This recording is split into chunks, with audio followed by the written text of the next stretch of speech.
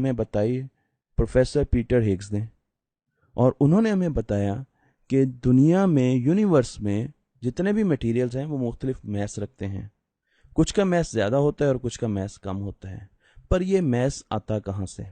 Peter Higgs का ख्याल ये था कि एक यूनिफाइड फील्ड एग्जिस्ट करती है जो कि एंटायर यूनिवर्स में है, हमें नज़र नहीं आती, और जो चीज़ें उनके साथ ज़्यादा इंटरेक्ट करती हैं, उस फील्ड के साथ ज़्यादा इंटरेक्ट करती हैं, उन चीज़ों का मैस ज़्यादा होता है, और जो चीज़ें उनके साथ इंटरेक्ट कम करती हैं उनका मैस कम होता है, और जो बिल्कुल इंटरेक्ट नहीं करती उनका मैस होता ही नहीं है, वो मैसलेस होती हैं। इस आइडिया को अब हम ज़्यादा डिटेल में पढ़ते हैं। मैं हिग्स फील्ड की एग्जांपल पानी से दूंगा। यहाँ पर आप देखें, यहाँ पर पानी है, ये हिग्स फील्ड है, और एक पार्टिकल जो है जिसे हम गाड़ी कह सकते हैं, ये उसमें से गुजर रहा है, और ये बहुत ज़्यादा इंटरेक्ट कर रहा है। देखें, ये पानी को बहुत ज़्यादा उछाल रहा है, पानी को बहुत ज़्यादा डिस्टर्ब कर रहा है, इंटरेक्ट कर रहा है।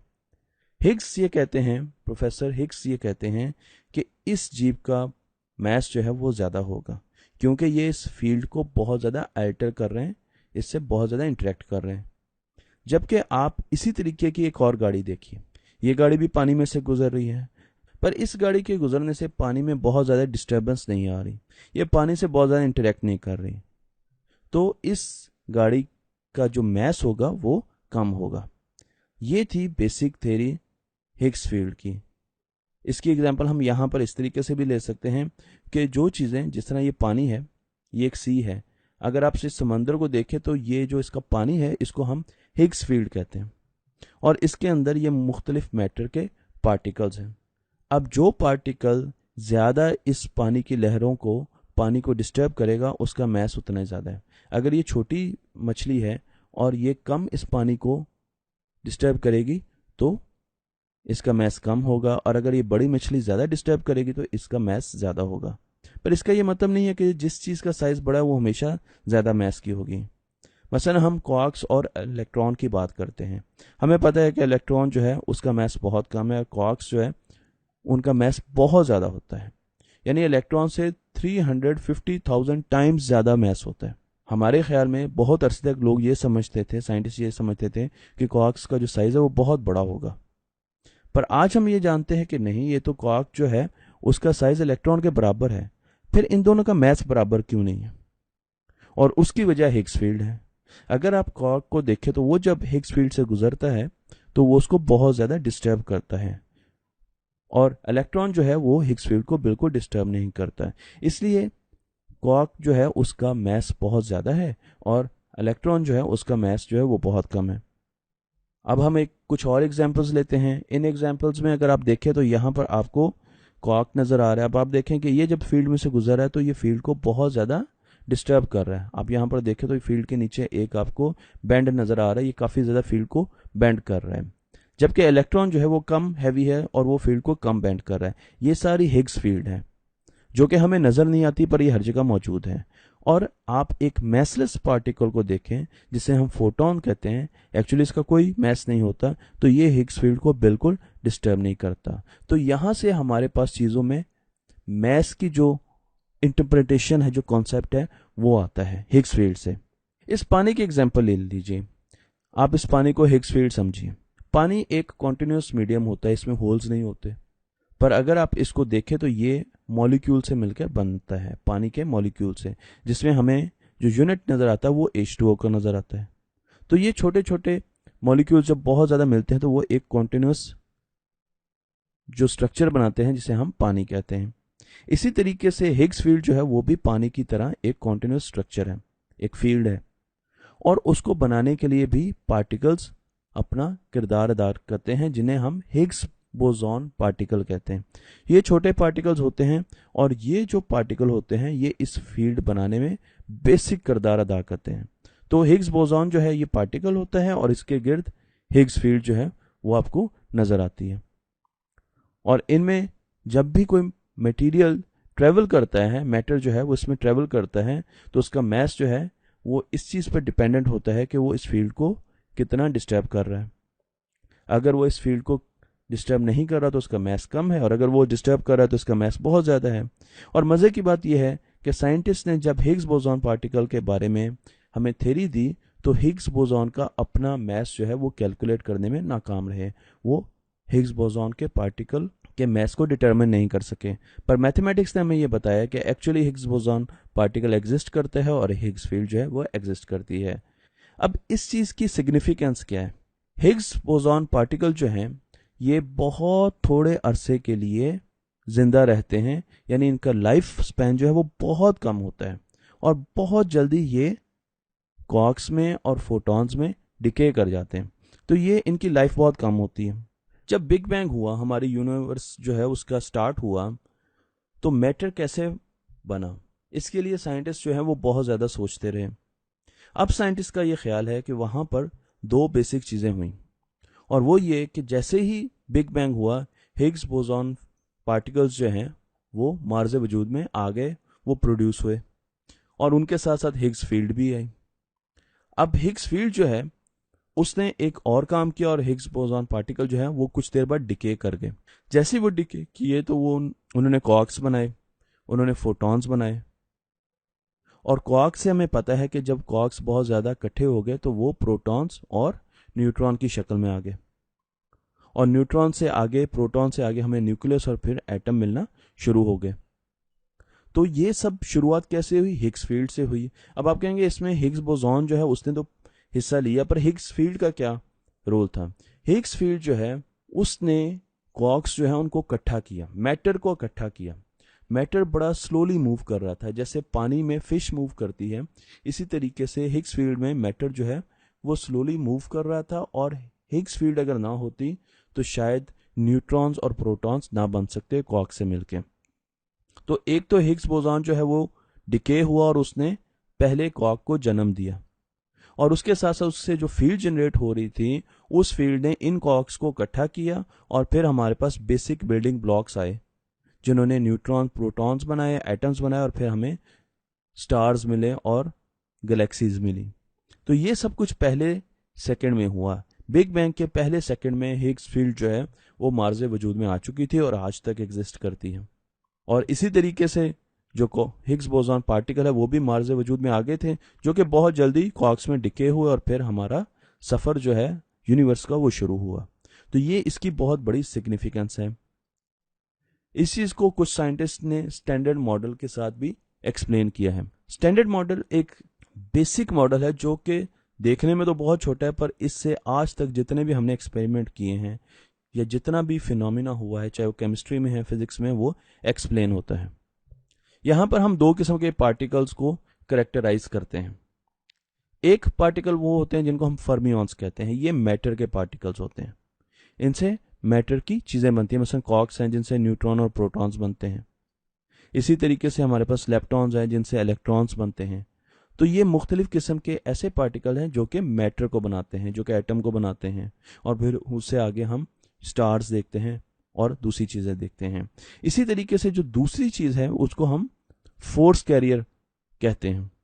ये हमारे पास फोर्स कैरियर्स हैं। ये ऐसे पार्टिकल्स हैं जो कि फोर्सेस को जनरेट करते हैं, मसलन इलेक्ट्रोमैग्नेटिक फोर्स को जनरेट फोटॉन्स करते हैं। इसी तरीके से हमारे पास जी और डब्ल्यू बोसॉन्स हैं और ग्लूकॉन्स हैं। ग्लूकॉन्स जो हैं ये दोनों जो हैं वीक एंड जो स्ट्रॉन्ग न्यूक्लियर फोर्सेस हैं उनको जनरेट करते हैं। एक और फोर्स भी हमारे पास होती है जिसे हम ग्रेविटी कहते हैं, पर अभी तक हम उसको एक्सप्लेन नहीं कर पाए कि वो किस पार्टिकल से जनरेट होती है। पर आपको अब ये समझ आ जानी चाहिए कि यहाँ पर जो लेफ्ट साइड पर हैं ये वो पार्टिकल्स हैं जो कि मैटर को बनाते हैं, और यहाँ पर वो पार्टिकल्स हैं राइट साइड पे जो कि फोर्सेस जो है उनको जनरेट करते हैं। और आप यहाँ पर देख रहे हैं तो अब हिग्स बोसॉन जो है वो भी आ रहा है और इस पर फर्दर रिसर्च हो रही है। जिन साइंटिस्ट ने स्टैंडर्ड मॉडल दिया था उनको नोबेल प्राइज भी दिया गया।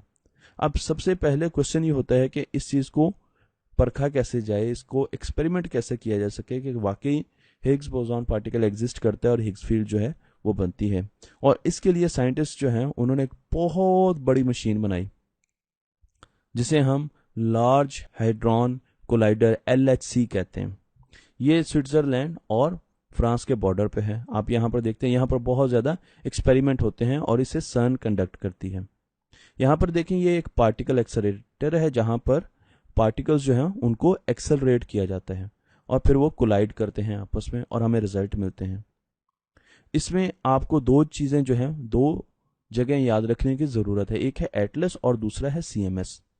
ये दो ऐसी जगह हैं जहां पर बहुत ज़्यादा सेंसर्स लगे होते हैं और यहाँ पर बहुत ज़्यादा डाटा कलेक्ट किया जाता है, सीएमएस और एटलस। और जो प्रोटॉन्स हैं या मुख्तलिफ पार्टिकल्स, उनको इसमें एक्सेलरेट किया जाता है और फिर उनकी कोलिजन्स होती हैं। और वो कोलिजन्स जो हैं, जब वो टकराते हैं, उनसे जो डाटा आता है वो एटलस और सीएमएस में हम उनको बहुत डीपली मॉनिटर कर रहे होते हैं।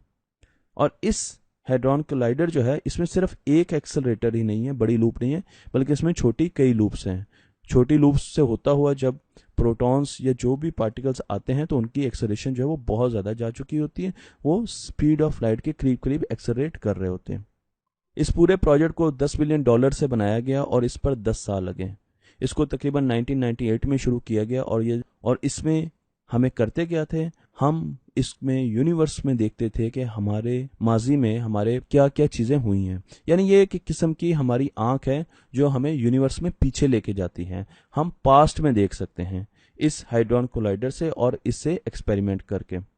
अब इसमें हमने करना क्या है, हमने इसमें देखना है कि क्या वाकई एक ऐसा पार्टिकल एग्जिस्ट करता है जिसे हिग्स बोसॉन हम कहते हैं, जो हमारे मैथमेटिकल मॉडल्स में सामने आया है, क्या वो वाकई एग्जिस्ट करता है। और उसके लिए हम क्या करेंगे, हम प्रोटॉन्स को आपस में कोलाइड कराएंगे। प्रोटॉन्स को जब हम टकराएंगे तो उससे जो डेब्रिस मिलेगा, उससे जो गार्बेज आएगी, उसमें हम देखेंगे कि क्या वो पार्टिकल जो है वो हमें कहीं नजर आता है। अब उसके लिए हमने हाइड्रोजन का एक सिलेंडर लिया। ये देखिए, ये हाइड्रोजन का सिलेंडर है, इससे हमें हाइड्रोजन मिलती है। बस इतना हाइड्रोजन का सिलेंडर है और इससे जितने भी इसके अंदर एटम्स हैं उनको हम कोलाइड कराएंगे। पर उससे पहले हम क्या करेंगे, हम उसको हाइड्रोजन आयन में कंप्लीट करेंगे, क्योंकि हमें प्रोटॉन चाहिए, हमें इलेक्ट्रॉन नहीं चाहिए। तो यहाँ पर आप देखिए कि इलेक्ट्रॉन्स के जैसे ही आप हाइड्रोजन से ख़त्म करेंगे तो वो H+ एक हाइड्रोजन आयन बन जाएगा, तो वो सिंपल एक प्रोटॉन होगा। और हम ट्रिलियंस ऑफ प्रोटॉन जो है वो इसमें भेजेंगे, इसमें इंजेक्ट करेंगे। और जब वो इसमें एक्सेलरेट करेंगे तो उसके बाद पहले वो क्या करेंगे, पहले वो छोटे एक्सेलरेटर्स में एक्सेलरेट करेंगे। और जब वो छोटे एक्सेलरेटर में एक्सेलरेट करने के बाद फिर हम उसको बड़े एक्सेलरेटर में लेके आएंगे और वो स्पीड ऑफ लाइट से कुछ कम स्पीड पर ट्रेवल कर रहे होंगे। हमें ये डर होता है कि प्रोटॉन्स जो है वो स्ट्रेट पाथ में रहे, और उस चीज़ को इंश्योर करने के लिए इस LHC में बहुत बड़े बड़े मैग्नेट्स लगाए गए हैं। इसमें 1000 से ऊपर बहुत बड़े सुपर मैग्नेट्स लगाए गए हैं, जिनकी फील्ड की वजह से, मैग्नेटिक फील्ड की वजह से प्रोटॉन्स जो हैं वो स्ट्रेट पाथ में मूव करते हैं, वो डाइवर्ट नहीं करते, वो दाईं तरफ या बाईं तरफ डाइवर्ट नहीं करते। ये एक मेरे पास लोकोमोटिव है और इसमें एक सुई है, और मुझे एक्चुअली पता नहीं है कि वो सुई एक्चुअली इसमें है कि नहीं है। तो मैं ये करूंगा कि मैं दो ट्रेनों के लोकोमोटिव्स को आपस में टकराऊंगा और उनसे उनका गार्बेज दूर दूर तक फैलेगा, और जो गार्बेज उनका दूर दूर तक फैलेगा उसमें मैं ढूंढूंगा कि क्या वो मुझे कहीं सुई नजर आती है या मुझे कोई ऐसी चीज मिलती है जिससे मुझे शुबा हो कि ये सुई है। हिग्स बोसॉन पार्टिकल जो है वो बहुत छोटा है। जब हम प्रोटॉन्स को आपस में कोलाइड करेंगे तो उससे जो डेब्रिस मिलेगा उसको हम बहुत कीनली मॉनिटर करेंगे और फिर देखेंगे कि क्या हमें कहीं हिग्स बोसॉन जो है वो मिलता है। इसके लिए हमने प्रोटॉन्स जो है वो इसमें इंजेक्ट किए, ट्रिलियंस ऑफ प्रोटॉन्स, और उनको बहुत तेज स्पीड पे लेके गए। बहुत कम ऐसे प्रोटॉन्स होंगे जो कि कोलाइड करेंगे, ज्यादातर प्रोटॉन्स जो है वो सीधे निकल जाएंगे क्योंकि बहुत छोटे साइज के होते हैं। बहुत कम प्रोटॉन्स जो हैं वो इसमें कोलाइड करेंगे, और जब इनकी कोलिजन्स होगी तो यहाँ पर दो जगह पर पैरेलल में हम रीडिंग्स लेंगे, एटलस पे भी लेंगे और सीएमएस में भी लेंगे, और फिर हम ये देखेंगे कि इनके रिजल्ट्स क्या आते हैं। जैसे ही प्रोटॉन आपस में कोलाइड किए तो साइंटिस्ट को ये पता चला कि बहुत ज़्यादा मुख्तलिफ पार्टिकल्स जो हैं वो जनरेट हुए। अब वो पार्टिकल्स जिनको हम पहले जानते थे उन पे हमने ज़्यादा रिसर्च नहीं की, तवज्जो नहीं दी। एक चीज़ और भी सामने आई और वो ये कि जो हिग्स बोसॉन है वो तो बहुत थोड़ी देर के लिए उनकी लाइफ होती है और वो डिके कर जाते हैं। अब वो क्वार्क्स में भी डिके कर सकते हैं, वो फोटोन में भी डिके कर सकते हैं, वो मुख्तलिफ और सब पार्टिकल्स में डिके कर सकते हैं। क्वार्क्स को मेयर करना या दूसरे पार्टिकल्स को मेयर करना और उसके लिए ऐसे फाइन इंस्ट्रूमेंट्स लगाना बहुत मुश्किल था, जबकि लाइट जो है, फोटॉन्स जो है, हम इजीली उनको मेयर कर सकते हैं, उनके एंगल को मेयर कर सकते हैं, उनकी इंटेंसिटी को मेयर कर सकते हैं। तो साइंटिस्ट ने ये सोचा कि हम फोटॉन्स को मेयर करेंगे। जब क्वार्क डिके करेगा फोटॉन्स में तो हमें पता लग जाएगा, हम उन इवेंट्स को काउंट करेंगे कि कितने फोटॉन्स जो है वो ज़्यादा प्रोड्यूस हो रहे हैं, और जहां पर हमें नजर आएगा कि यहाँ पर बहुत ज़्यादा फोटॉन्स जो है वो प्रोड्यूस होंगे, तो वहां पर हम उसका मैस जो है, हिग्स बोसॉन पार्टिकल का मैस जो है उसको एवेल्युएट करेंगे। अब इस चीज़ के लिए साइंटिस्ट जो है उन्होंने बहुत ज़्यादा फाइन सेंसर्स लगाए और उसके बाद एक्सपेरिमेंट किया। वो एक्सपेरिमेंट के जो रिजल्ट आए वो हैरानकुन थे, क्योंकि CMS और एटलस दोनों के रिजल्ट एक ही जैसे थे और उसमें 124 गीगा इलेक्ट्रॉन वोल्ट पर बहुत ज़्यादा फोटॉन्स जो है वो जनरेट हो रहे थे। और ये रिजल्ट जो है ये एटलस में भी आया और यही रिजल्ट CMS में भी आया। तो इससे ये डिसाइड हुआ कि ये वो हिग्स बोसॉन पार्टिकल्स हैं जिनको हम डायरेक्ट मेजर नहीं कर सकते, पर वो जब डिके किया उन्होंने फोटॉन्स में, तो वो फोटॉन्स जो हैं वो हमें इस मैस पर नजर आए। ये आप देखें तो ये उसका मैस स्पेक्ट्रम है। और इस वजह से फिर साइंटिस्ट ने 2012 में ये अनाउंस किया कि हिग्स बोसॉन पार्टिकल जो है वो वाकई एग्जिस्ट करता है और मैस जो है वो उसकी वजह से चीज़ें अटेन करती हैं। और इस कामयाबी पर जब ये अनाउंसमेंट की जा रही थी सन में, तो उस वक्त प्रोफेसर पीटर हिग्स वहाँ पर मौजूद थे।